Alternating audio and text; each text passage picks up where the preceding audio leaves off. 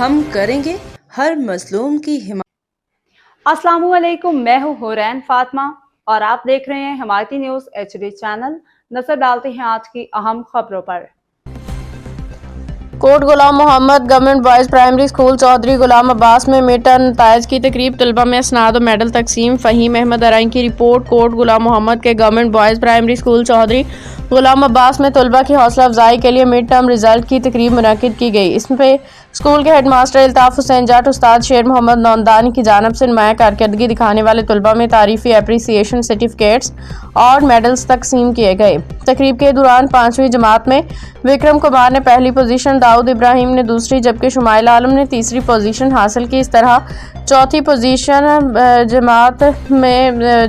چوتھی جماعت میں جمنا نے پہلی پوزیشن، نریش کمار نے دوسری، وجے کمار نے تیسری پوزیشن اپنے نام کی۔ تقریب کے دوران استاد شیر محمد نوندانی کی سالگرہ بھی منائی گئی، کیک کاٹا گیا، ان کی صحت مند خوشحال طویل زندگی کے لیے خصوصی دعائیں کی گئیں۔ طلبہ و اساتذہ نے انہیں مبارکباد پیش کی۔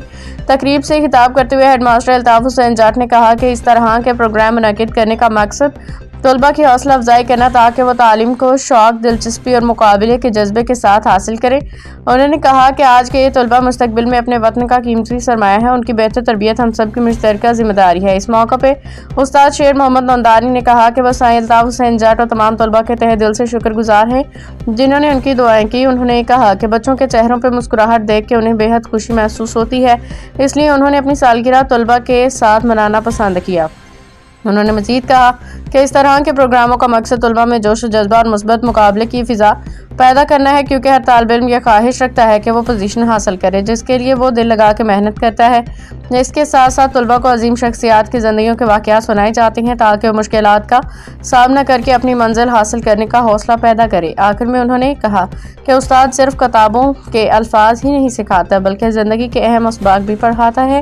طلبہ میں بے پناہ صلاحیتوں موجود ہوتی ہیں اور ایک اچھے استاد کی ذمہ داری ہے کہ وہ ان کی چھپی ہوئی صلاحیتوں کو اجاگر کرے۔ باخبر رہیے ہر جگہ ہر وقت، جانیے ملکی و غیر ملکی حالات و واقعات یقین کے ساتھ۔